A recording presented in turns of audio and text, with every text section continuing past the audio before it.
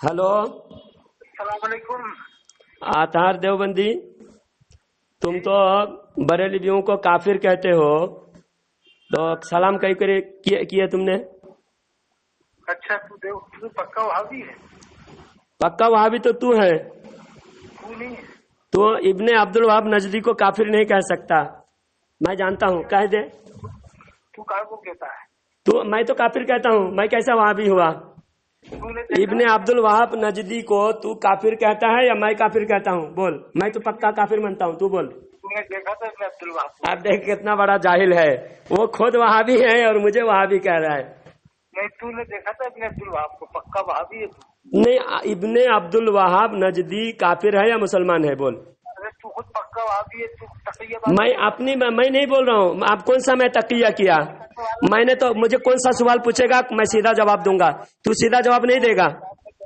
ऐसा तक़िया बात जो एक देवबंदी नहीं, मुझे बोल, मुझे सवाल पूछ, मैं सीधा जवाब दूंगा। तू तो सीधा जवाब नहीं दिया। का रहने वाला इब्ने अब्दुल वहाब नजदी काफिर है या मुसलमान है? बोल। बारह जाके देवबंदी से चंदा रहता है, साजी देड़ा में किसी से भी ले लेता है, बाद में कहता है देवबंदी फलाना ऐसा फलाना। अच्छा, सीधा सीधा सवाल जवाब करते हैं। आतार देवबंदी साहब, अच्छी तरह बात करो, एक तरह से बात करो। तुम बोलोगे मैं सुनूंगा, मैं बोलूंगा तुम सुनोगे, और जो तुम सवाल पूछोगे मैं जवाब दूंगा, और मैं सवाल पूछूंगा तुम जवाब दोगे। ये तरह से बात होती। तुम हट धर्मी करते रहते हो, अच्छी तरह बात करो ना। फरमाओ, हुकुम फरमाओ। हाँ, हुकुम फरमाओ आप। मैं ये बोल रहा हूँ, इब्ने अब्दुल वहाब नजदी काफिर है या मुसलमान है? मुझे क्या मालूम, अल्लाह जाने। अल्लाह जाने, उनके बारे में कुछ नहीं जानते। अब क्या मालूम कि अच्छा, जिसने लिखा हुआ है मोहम्मद सल्लल्लाहु अलैहि वसल्लम के कब्र शरीफ को बुत लिखा है, वो क्या है? वो तो गलत तो लिखा है उसमें, गुस्सा ही गलत लिखा है तो उसको गलत बोले ना तुमने। गलत तो हाँ, इब्ने अब्दुल वहाब नजदी ने और लिखा है हुजूर सल्लल्लाहु अलैहि वसल्लम के कब्र में हड्डी भी नहीं मिलेगी। अस्तगफुरुल्लाह, ऐसा तो कौन कहता है? कोई नहीं कहता। हाँ, कोई नहीं कहता है। अब्दुल वहाब नजदी ने लिखा है। अरे ऐसा तो कोई मुसलमान कहेगा नहीं। हाँ, तो फिर तुमने काफिर मान लिया ना। मुसलमान ने नहीं लिखा है, वो काफिर है इसलिए लिखा है। हाँ चलो, इब्ने अब्दुल वहाब नजदी को तुमने काफिर करार दिया। अब ये बताओ, जो अल्लाह की राह में शहीद हो गए, हाँ चलो चलो ठीक है, तुम फिर शायद तुम सुधर गए हो। अल्लाह के रसूल के उम्मती हैं, तो फिर अंबिया से बदल जाऊंगा जिंदा है। हाँ, तो तुम शायद तुम सुधर गए हो, और थोड़ा सुधरना बाकी है। अब मैं पूछ रहा हूँ, ये बताओ कि अल्लाह झूठ बोल सकता है? अरे सब फालतू बातें हैं। नहीं, बोल सकता है या नहीं? नहीं, तुम बोलो, अल्लाह झूठ बोल सकता है? कौन कह रहा है? कोई नहीं कहता इस तरह। नहीं, अगर कोई कहा तो क्या होगा? जरा, अगर कोई कहता है तो क्या होगा? मुझे जवाब, मैं इल्म सीख रहा हूँ तुमसे, चलो जवाब दो। कम बखत है जिस तरह से कहता है, कम बखत है। अगर ऐसा लिखा है तो कम बखत है वो। नाक़िसुल ईमान शख्स होता है जैसा लिखता है। हाँ चलो ठीक है, बहुत बढ़िया बहुत बढ़िया। नाकिसुल अकल, नाकिसुल इल्म और नाकिसुल ईमान। नाकिसुल यानी पूरा ईमान का उसका खात्मा ही हो गया, ईमान उसका बाकी नहीं रहा। जिससे कि कौम में फितना पैदा हो। कुरान में वमन अस्दक़ु मिनल्लाहि क़ीला, अल्लाह से ज्यादा सच्चा कौन होगा? तो झूठ बोलना अल्लाह की सिफातों में दाखिल है, माज़अल्लाह। ऐसा लिखने वाला कौन होगा? जैसा कहता है। हाँ, अब ये सारी इबारत मैं लिखने वाले का नाम बोलूंगा तो तुम मुनाफिकत दिखाओगे, तुम छुपाओगे, यही तो बात है। तुम जो है मुझे कहे तकिया करने वाला, आप देखो कितने बड़े तकिया करने वाले तुम हो। मैं सबूत पेश कर रहा हूँ, फतावा रशीदिया पेज नंबर 10। रहने वाले आप, रहने वाले कहाँ से?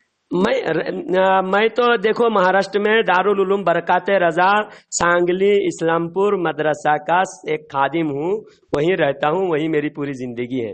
अब बताओ। हाँ, कितने दर्जे तक पढ़े हो? मैं जो भी पढ़ा हूँ तुम्हारे सारे देवबंदी मौलवियों को पढ़ा सकता हूँ, इतना पढ़ा हूँ अल्हम्दुलिल्लाह। अच्छा, बुखारी शरीफ की हदीस पढ़ी वाली इन्नमल अमालु बिन्नियात? हाँ बेशक पढ़े हैं। पूरी हदीस सुनाना, पहली हदीस है। हाँ, मैं पूरे हदीस के बहस बाद में, पहले मैं जो सवाल किया, आप दूसरी तरफ लेके मत भागो, ठीक है? दूसरी तरफ लेके मत भागो, मौजू से फरार मत इख्तियार करो। मैं आपसे पूछ रहा हूँ कि फतावा रशीदिया में लिखा हुआ है और बराहीन कातिया पेज नंबर 10 में लिखा हुआ है کہ اللہ جھوٹ بول سکتا ہے اور جھوٹ بولنا اللہ کی صفاتوں میں داخل ہے. ماہو کا کھانا جائز ہے، ماہو کا جو اللہ سے لکھا کوا ہاں ماہو کا فتاوی رضیہ 5 رسمیں لکھی ہے کہ نہیں کوے کی؟ دیکھو اب کھانے پینے کی بات نہیں ہو رہی ہے. کھانے پینے تو مسئلہ مسائل ہے، وہ جو ہے فروعی مسائل ہے. فروعی مسائل پہ بات نہیں کریں گے کیونکہ فروعی مسائل مومن کے لیے ہیں. اس میں اختلاف کرنا بھی علمی اختلاف کرنا بھی جائز ہے اور اس میں مختلف ہو سکتے ہیں اور مختلف دونوں بھی حق پر ہو سکتے ہیں، الگ الگ مسائل میں حق پر ہو سکتے ہیں. لیکن عقیدہ میں کوئی حق پر ایک ہی حق پر ہوتا ہے، باقی سب گمراہ کافر ہوتا ہے. اس لیے پہلے عقیدہ کا خلاصہ ہونا چاہیے. عقیدہ میں اگر ہم تم کو مسلمان مانیں گے، عقیدہ کے اعتبار سے تم نے مسلمان ثابت کر دیا، پھر مسائل میں تمہاری درگزر اگر تم غلطی پر بھی رہو گے مسائل میں تو بھی ہم تم کو کافر نہیں کہیں گے، تو ابھی تم کو مسلمان بھی مانیں گے اور تمہارے اعمال کا اصلاح کرنے کی کوشش کریں گے. لیکن عقیدہ میں بالکل کمپرومائز نہیں ہوگی. مولانا عبدالصمد صاحب کو جانتے ہیں؟ وہیں پر ہے راندیر میں. عبدالصمد صاحب؟ ہاں. تو عبدالصمد صاحب سے کیا مطلب بتاؤ؟ وہ اکولا میں ہے نا، پڑھاتے ہیں وہاں پر شاید وہ مولانا عبدالصمد. وہ میں جانتا نہیں. آپ مجھ سے بات کرو، میرے سے بات کرو. عبدالصمد سے کوئی مطلب نہیں مجھے. میں بول رہا ہوں براہین قاطعہ میں رشید احمد گنگوہی نے لکھا ہے اللہ جھوٹ بول سکتا ہے. آپ تم نے پہلے تو کہا کہ ایسا شخص مردود ہے، ناقص العقل ہے، ناقص الایمان ہے، ناقص العلم ہے، اور ایسا شخص مردود ہے، ملعون ہے. تو ایسا شخص، لیکن گنگوہی لکھے گا تو وہ کافر نہیں ہوگا. اللہ کے حساب دے رہا سب کچھ. تو گنگوہی کا نام لے کے کہنے سے کیوں ڈرتے ہو؟ ڈر کس کا ہے؟ کوئی روزی روٹی کا سوال ہے، پیسے کا چکر ہے، یا سعودی زکوٰۃ خیرات کا چکر ہے؟ کس لیے تم اس کو کافر نہیں کہہ سکتے نامزد؟ جس نے جو بھی، یہ مبہم بات نہیں. میں بالکل نامزد پوچھ رہا ہوں. رشید احمد گنگوہی کتاب میں لکھے ہیں. اب تم اعلیٰ حضرت کی کتابوں کو نامزد کر کے بلا وجہ تنقید کر سکتے ہو، لیکن نامزد کر کے گنگوہی کی عبارت پر تنقید نہیں کر سکتے، کیونکہ تم دیوبندی ہو اور اپنے عقیدے کو چھپا کر تم لوگ تقیہ کر کے اپنے کو سنی کہتے ہو. آپ بات تو سنی نہیں، ہم سے کہہ رہے تھے. میں سن رہا ہوں، سنیے، آپ بتائیے نا. آپ سناؤ. اب ہم سنا رہے ہیں، بتاؤ. جس میں یہ لکھا ہو کہ انبیاء کرام علیہ السلام کی قبروں میں ان کی بیویاں پیش کی جاتی ہیں اور وہ ان کے ساتھ شباشی کرتے ہیں. ہاں، یہ لکھا ہو جس میں ایسا شخص کیا ہے؟ اچھا، ایسا شخص بالکل مسلمان ہے، بالکل ایمان والے ہیں، بالکل عالم دین ہے، اور کچھ بھی ہو سکتے ہیں. مسلمان، عالم دین، مفتی، محدث، شیخ الحدیث، یعنی ایسا شخص کے اوپر کوئی بھی شریعت کی گرفت نہیں ہوگی. اور یہ قرآن و حدیث کے عین مطابق لکھے ہیں. کیسے لکھے؟ میں اس کا آپ کو خلاصہ بتا رہا ہوں. ہاں، اللہ تعالیٰ قرآن میں فرماتا ہے نبی شہداء کے بارے میں. اور شہداء، آپ تم نے پہلے بھی مجھے کہا کہ شہداء سے بدرجہ اولا نبی کی حیات ہے. ہاں، شہداء کی حیات سے بدرجہ اولا نبی کی حیات ہے. نبی شہداء سے بہتر حیات ہیں. اور الانبیاء احیاء فی قبورہم یصلون، یہ حدیث میں موجود ہے. ان اللہ حرم علی الارض ان تاکل اجساد الانبیاء فنبی اللہ حی یرزق. یہ بھی حدیث میں مرقوم ہے، یہ بھی حدیث میں درج ہے. تو یہ حدیث سے ثابت ہوتا ہے کہ شہداء سے بھی اعلیٰ زندگی انبیاء اکرام کو حاصل ہے. جب اعلیٰ زندگی حاصل ہے تو قرآن میں اللہ تعالیٰ شہداء کے شان میں بیان فرماتا ہے کہ بل احیاء عند ربہم یرزقون، بلکہ وہ زندہ ہے، ان کو رزق دیا جاتا ہے. تو رزق کے تفسیر میں آپ تفسیر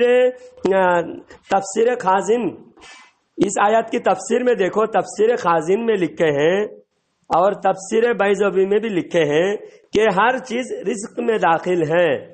یعنی دنیا کی ہر نعمت رزق میں داخل ہے. تو ہر نعمت اگر داخل ہے، ہر نعمت میں سب سے بڑی نعمت دنیا میں نیک بیویاں ہوتی ہے. دنیاوی ساز و سامان میں سب سے بڑی نعمت بیویاں ہوتی ہے، نیک بیویاں. تو اللہ کے نبی کی ساری بیویاں نیک تھی، ہماری مائیں.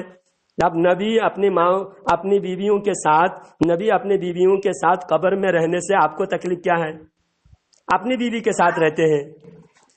अपनी बीवी के साथ रहते हैं तो आपको तकलीफ क्यों है? हाँ खबरें अलग अलग होती है कि नहीं होती? खबरें जी, सबकी खबरें अलग अलग बनाई जाती है कि नहीं?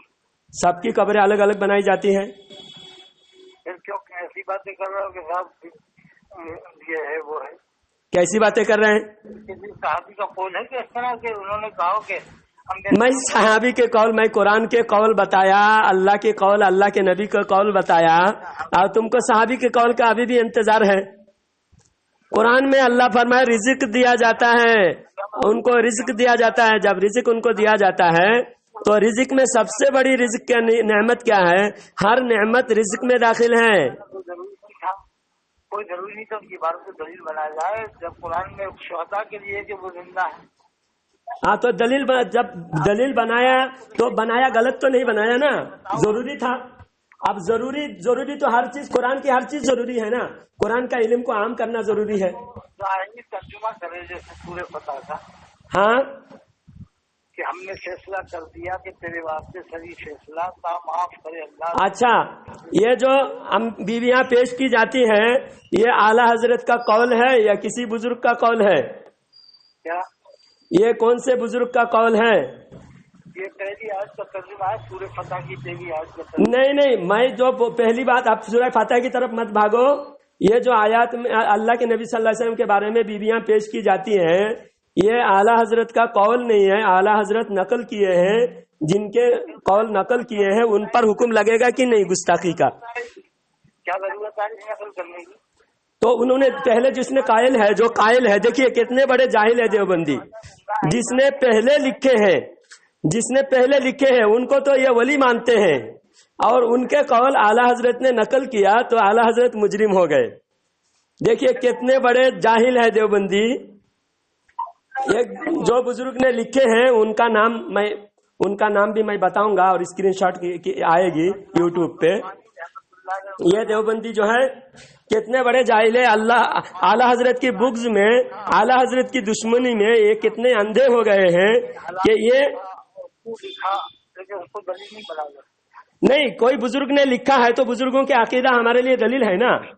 बुजुर्गों ने फरमाया, हमारे बुजुर्गों ने, तुम्हारे बुजुर्गों ने, सबने लिखा है किताब में, लेकिन उनकी कौल तुम नहीं पढ़ रहे हो।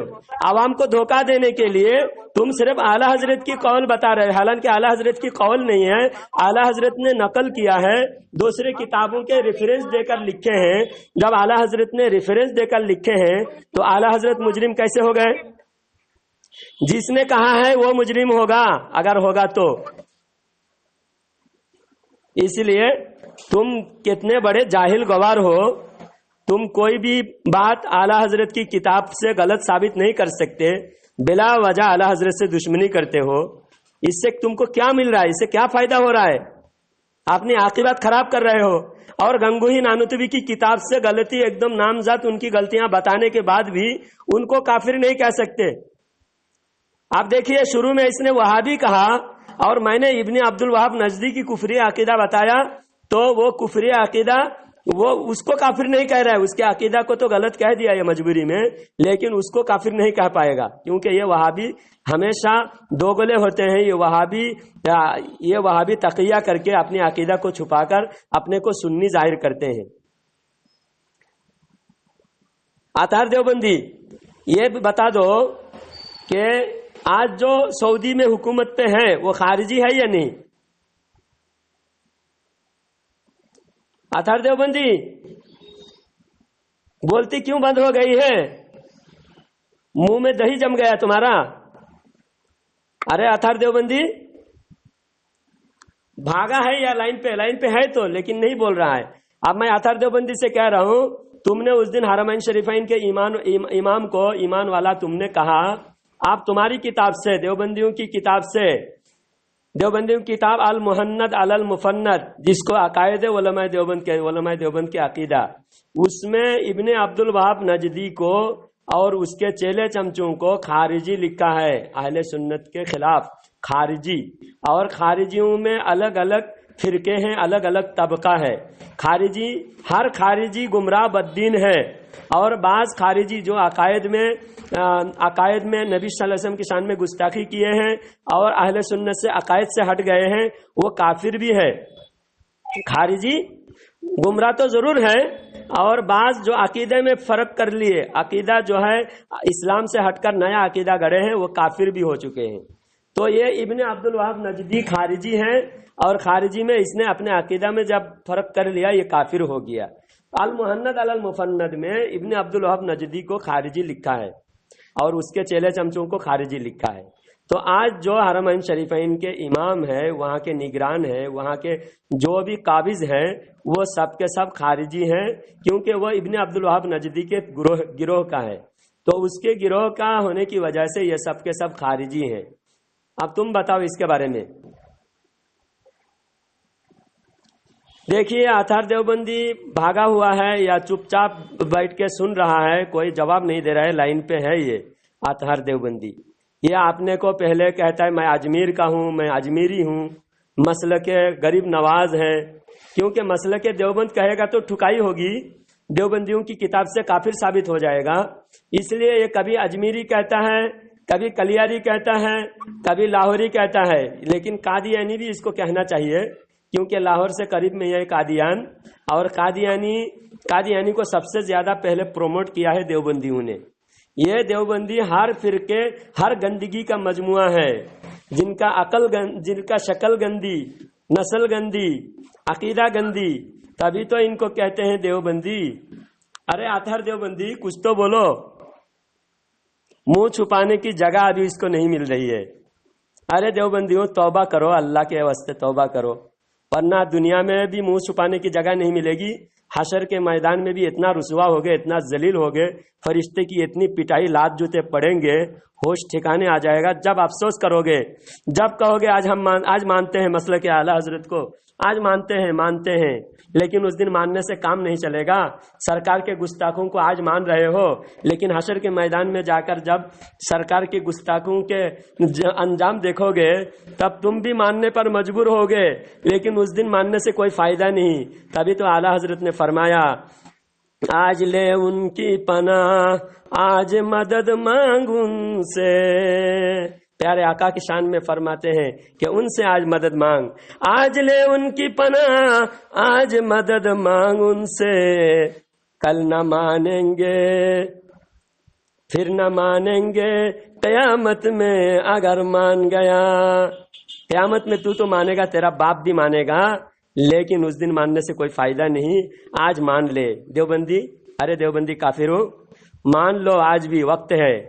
تمہاری کتاب میں لکھا ہوا ہے اللہ جھوٹ بول سکتا ہے, تمہاری کتاب میں لکھا ہوا ہے شیطان کا علم نبی سے زیادہ ہے, تمہاری کتاب میں لکھا ہوا ہے نماز میں نبی کا خیال بیل اور گدھے کے خیال سے بدتر ہے, تمہاری کتاب میں لکھا ہوا ہے کہ امتی نبی سے بھی بڑے ہو سکتے معاذ اللہ علم میں یا عمل میں.